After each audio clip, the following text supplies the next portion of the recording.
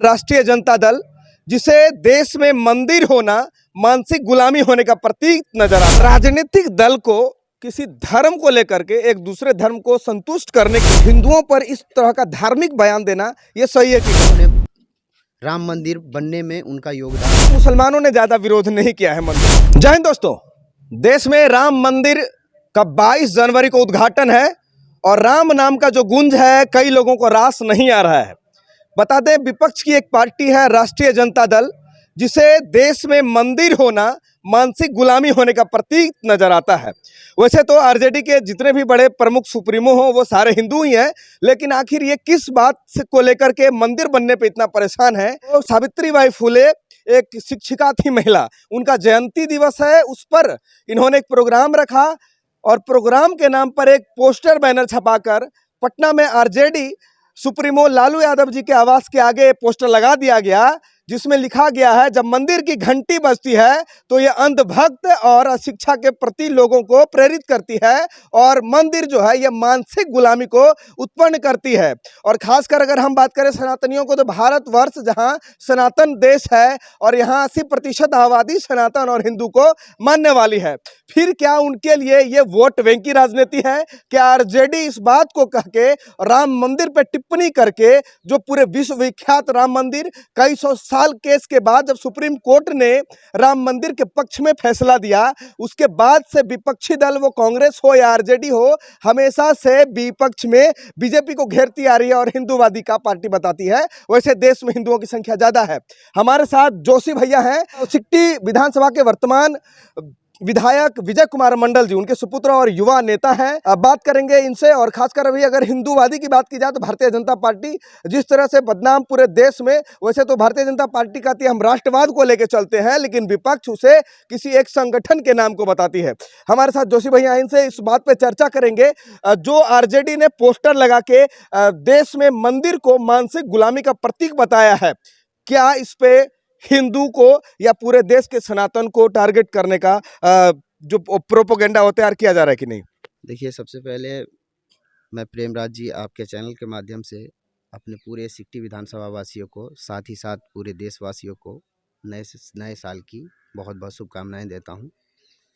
और देखिए, जैसा कि हम लोग जानते हैं कि आरजेडी हमेशा से वोट बैंक की राजनीति करती है और करती आ रही है, और मंदिर को इस तरह से मंदिर के नाम पे ऐसे पोस्टर लगाना, वो भी अपने कार्यालय के आगे, इस आवास के आगे लगाया है, घर के आगे। अच्छा, घर के आगे, वो तो कार्यालय छोड़िए, घर के आगे लगाना और इस तरह का टिप्पणी भरा बयान करना। आज पूरा देश, पूरा सनातन धर्म जान रहा है कि राम मंदिर क्या है।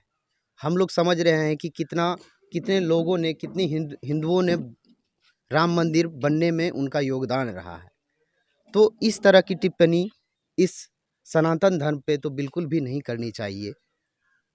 क्या राजनीतिक दल को किसी धर्म को लेकर के एक दूसरे धर्म को संतुष्ट करने के लिए ये टिप्पणी देना, या आरजेडी का किसी सिर्फ मुसलमान कौम के वोट को हथियाने के लिए हिंदुओं पर इस तरह का धार्मिक बयान देना, ये सही है कि गलत है? क्योंकि मुसलमानों ने ज़्यादा विरोध नहीं किया है मंदिर का, फिर भी आरजेडी एक हिंदू पार्टी ही मानिए, क्योंकि उसमें यादव लोग हैं तो हिंदू ही हैं, तो फिर उनका इस बात पे टिप्पणी करना ये कहाँ तक सही है देश में? देखिए, ये तो बिल्कुल ही गलत है। अगर राजनीतिक दृष्टिकोण से देखा जाए तो इस तरह की टिप्पणी तो बिल्कुल भी नहीं करनी चाहिए। और जहाँ तक कि सनातन धर्म की बात है, हम लोग गर्व से कहते हैं कि हम लोग सनातनी धर्म के लोग हैं, और सनातन धर्म से हम हिंदू ही नहीं जुड़े हुए हैं, हमारे मुस्लिम भाई भी जुड़े हुए हैं। आज हम अपनी सिकटी विधानसभा की बात कर रहे हैं, तो हम लोग से जुड़े हुए इतने मुस्लिम भाई हैं जितने कि शायद आरजेडी के पास भी ना हो। तो इस तरह की भावना, इस तरह की राजनीति तो बिल्कुल भी नहीं करनी चाहिए। मैं हमेशा से यही प्रयास में रहता हूं कि पक्ष और विपक्ष की राजनीति, हिंदू मुस्लिम की राजनीति नहीं करनी चाहिए, क्योंकि ये राजनीति अगर हिंदू मुस्लिम वाले अगर करते हैं तो इनकी राजनीति ज़्यादा दूर तक नहीं जाएगी। और वैसे बता दें, 1947 में देश आज़ाद होता है, 50 में संविधान बनता है। संविधान के जनक भीमराव अंबेडकर कहलाते हैं और उसी संविधान में सर्वधर्म को समानता का अधिकार मिलता है। हर एक धर्मों को उतना ही सम्मान दिया गया है जितना हिंदू धर्म को दिया गया है, और हर एक धर्म के लोगों को उतना ही बराबर का अधिकार है जितना कि हिंदू को अधिकार है। वैसे हिंदू की संख्या देश में 80% है, फिर भी देश में सबको समान नागरिक संहिता दिया गया कि सब लोग एक समान हैं। फिर भी जब धर्म की बात आती है तो उस पर भी संविधान है, किसी के धर्म का अपमान करना यह भी उस धर्म के लोगों के मौलिक अधिकार का हनन करना है, और मौलिक अधिकार का हनन होना मतलब देश के मूल अधिकार में संविधान को चोट पहुंचाना है। यह सुप्रीम कोर्ट ने खुल के कह दिया है। फिर क्या, जब आरजेडी जैसी इतनी बड़ी पार्टी जिसकी सरकार अभी वर्तमान में राज्य में हो, उसका धर्म पे टिप्पणी करना, और विशेषतः एक टारगेट को लेके, मंदिर को लेके, इसमें क्या मुसलमानों को भी हस्तक्षेप नहीं करना चाहिए? क्योंकि मुस्लिमों के लिए भी अगर मस्जिद बनाया जाए और बीजेपी इस तरह की टिप्पणी करे तो उस वक्त क्या माहौल होगा राज्य में, देश में? क्या आपसी धर्म में जो विभेदना होगी वो नहीं फैलेगी? क्या आरजेडी खुद देश के अंदर, राज्य के अंदर हिंदू मुस्लिम को बांटने की काम कर रही है कि नहीं इस बात से? जी, बिल्कुल, बिल्कुल। राजनीतिक में देखिए, ये अभी जो आरजेडी राजनीतिक कर रही है, तो ये हिंदू मुस्लिम की ही राजनीति आज तक होते आ रही है बिहार में। जहाँ तक बीजेपी की बात है, तो हम लोग बीजेपी से जुड़े हुए हैं, और हम लोग कभी भी जात पात की राजनीतिक नहीं किए हैं। अच्छा, बीजेपी कहती है कि हम राष्ट्रवाद के नाम पे लड़ते हैं और सिर्फ वो हिंदुत्व को लेकर नाचती है। क्या इसका परिणाम नहीं है कि आज आरजेडी हिंदुत्व को अलग कर रही है? जी नहीं, बीजेपी डेवलपमेंट पे काम करती है। जैसा कि आप देख रहे हैं, इंफ्रास्ट्रक्चर आज देख रहे हैं, आपको देखने को मिलेगा कि क्या देश में क्या तरक्की हुई है, हमारा भारत देश कहाँ है। ये चीज़ आज जो अभी आपके सामने हम जो समक्ष खड़े हैं, आप हमारी इंटरव्यू ले रहे हैं, ये चीज़ बहुत ही पहले हो जाना चाहिए था। आज से 20-30 साल पहले ही हो जाना चाहिए था बिहार में और पूरे देश में। पार्टी देश को यहाँ तक लाने में जितना भारतीय जनता पार्टी अभी तक लगाई है, और हम चाहते हैं कि इसी तरह से भारतीय जनता पार्टी एफर्ट लगाते रहे, हमारा देश आगे बढ़ना चाहिए। अच्छा, क्या लगता है कि इस तरह के बयान से भारतीय आरजेडी को सच में जो मुस्लिमों का वोट है वो पूरी तरह से मिलेगा, या अगर फिर से आरजेडी जिस बात को कह रही है मंदिर मानसिक गुलामी है, तो उसे मस्जिदों पर भी टिप्पणी करना चाहिए, या मदरसों पर भी ये भी मानसिक गुलामी है? क्योंकि धर्म के नाम पर तो टिप्पणी नहीं होना चाहिए। अगर आप करते हैं किसी विशेष धर्म को लेके, तो क्या दूसरे धर्म को भी टारगेट करना चाहिए? फिर सिखों के लिए भी टारगेट करना चाहिए, ईसाइयों के लिए भी कहना चाहिए कि ये जो चर्च है ये भी मानसिक गुलामी का प्रतीक है, या गुरुद्वारा भी मानसिक गुलामी का प्रतीक है, या मस्जिद भी मानसिक गुलामी का प्रतीक है? क्योंकि भारत में अभी तक दुनिया में सबसे ज़्यादा अगर मस्जिद किसी देश में पाया जाता है तो भारत में, दुनिया में सबसे ज़्यादा मंदिर किसी देश में पाया जाता है तो भारत में, और दुनिया में सबसे ज़्यादा गुरुद्वारा किसी देश में पाया जाता है तो वो भी भारत में ही। और दुनिया का इकलौता ऐसा देश जिसमें सभी धर्मों के लोग समानता के अधिकार से रहते हैं तो वही भारत ही है। और भारत में रह के यहाँ के हिंदुत्व वाले लोग जब इस तरह की भड़काऊ भाषण देंगे तो क्या आपस में दोनों धर्म एक बन के रह सकते हैं, कि फिर से बिहार धर्म के नाम पे, जाति के नाम पे लड़ कट के मरेगी? ऐदा किसको होने वाला है? देखिए, ये इस तरह की राजनीतिक जो है सिर्फ आरजेडी वाले ही कर सकते हैं, हम बीजेपी वाले कभी नहीं करते हैं। ये धर्म के नाम पे राजनीतिक और इस तरह की टिप्पणी बिल्कुल जहाँ तक के सवाल है राम मंदिर का, तो राम मंदिर बन रहा है, पूरे देश में हर्ष और उत्साह का माहौल है। और 22 जनवरी जो कि ऐतिहासिक दिन है, हमारे हिस्टोरिकल मूवमेंट है, ऐतिहासिक दिन हुआ हम लोगों के लिए, हम सारे सनातनियों के लिए, साथ ही साथ जितने भी धर्म के लोग हैं हमारे इंडिया में, वो सब के लिए, भारत में जितने भी धर्म के लोग हैं सबके लिए ये बहुत ही गर्व की बात है। मैं केवल हिंदू की ही बात नहीं कर रहा हूँ, राम मंदिर देखने, उनका इनॉग्रेशन देखने मुस्लिम भी जा रहे हैं, क्रिश्चियन भी आ रहे हैं, सब धर्म के क्या आरजेडी वालों को न्योता नहीं मिला? हो सकता है इसके गुस्सा से कहीं।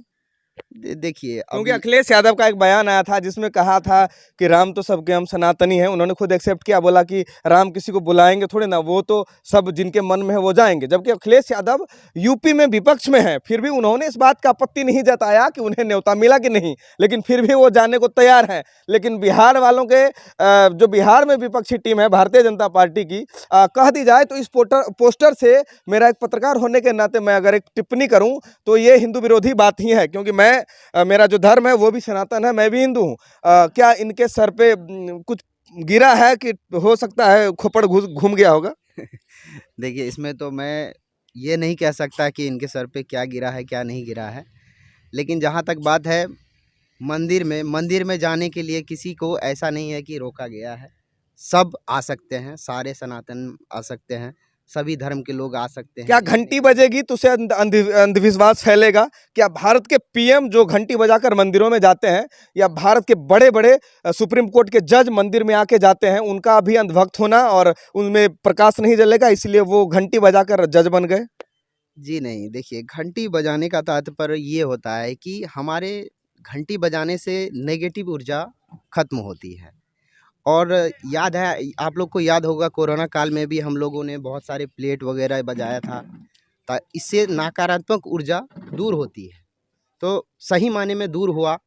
हमारे आदरणीय नरेंद्र मोदी के नेतृत्व में, मोदी जी के नेतृत्व में पूरा देश एक साथ एकजुट होकर कोरोना काल से लड़े, तभी आज यहाँ तक हम लोग और एक बात, जैसे कि आरजेडी ने जिस प्रकार से पोस्टर को लगाया है उस पर एक बात मैं और कहना चाहूँगा। तेज प्रताप यादव और तेजस्वी यादव दो आरजेडी के बड़े नेता हैं, लालू यादव जी के पुत्र, और एक 9वीं फेल कही जाती है, एक 12वीं फेल, इसका मुझे कोई प्रमाण नहीं, बाकी बात सब कहता है तो हम भी कहते हैं। उन्होंने घंटी नहीं बजाया फिर भी वो 12वीं फेल हो गए और एक 9वीं फेल हो गए। लेकिन 9वीं फेल के बाद तेज प्रताप जी को अगर देखा जाए तो भक्ति में जुड़े रहते हैं और पीताम्बर गमछा ओढ़ के घूमते हैं और कृष्ण का जय राधा कृष्ण वाला नारा लगाते हैं। तो क्या लालू यादव को पहले अपने घर में कंट्रोल नहीं करना चाहिए घंटी बजाने से? आप सनातन कहीं भी रहेगा उसको रोक नहीं सकते हैं, चाहे आप पार्टी में रहें या भारतीय जनता पार्टी में रहे या आरजेडी पार्टी में रहे, आप सनातन को बिल्कुल नहीं रोक सकते। उसकी सांस्कृतिक, उसकी सभ्यता से आप जहाँ रहेंगे आपकी सांस्कृतिक वहाँ आएगी। और मैं अंततः ये कहना चाहता हूं कि भारतीय होने के नाते, एक सनातनी होने के नाते, हिंदू होने के नाते और एक राष्ट्रवाद को लेकर चलने वाला हमारे जैसे लोगों की विचारधारा होने के नाते एक बात तो मैं कहना चाहूँगा पूरे देश के वासियों से, हमारे मुस्लिम भाइयों से, हिंदू भाइयों से, कि आरजेडी ने जिस तरह की टिप्पणी की है इसको देश बर्दाश्त नहीं करेगा। जो मुस्लिम भाई भी हैं वो भी बर्दाश्त नहीं करेंगे। और मेरा वीडियो बनाने का यही मकसद है कि आरजेडी जो एक हिंदू धर्म की पार्टी है फिर भी वो अपने धर्म का सम्मान नहीं करना चाहती है, तो दूसरे धर्मों का वो क्या सम्मान करेगी? और जो देश में लड़ाना चाहती है, उन्माद फैलाना चाहती है, इस पोस्टर से ये प्रमाण निकल के आता है। तो आप लोग जो भी हैं, पूरे देश के नागरिकों से मैं विनती करता हूं कि ऐसे टिप्पणी पर आपस में मतभेद ना करें, और जो लोग अपने धर्म की जो सम्मान नहीं कर सकते हैं वो औरों का क्या करेंगे? इसमें आप लोगों की प्रतिक्रिया मैं इंतजार करूंगा और कमेंट करके बताइएगा कि आरजेडी का ये कारनामा क्या आरजेडी को 2024 चुनाव के लिए किस तरह पटकने वाला है, या भारत में इस तरह का उन्माद फैलाने पर क्या मुस्लिम भी इस बार आरजेडी के विपक्ष जा सकते हैं। तब तक के लिए धन्यवाद। जय हिंद।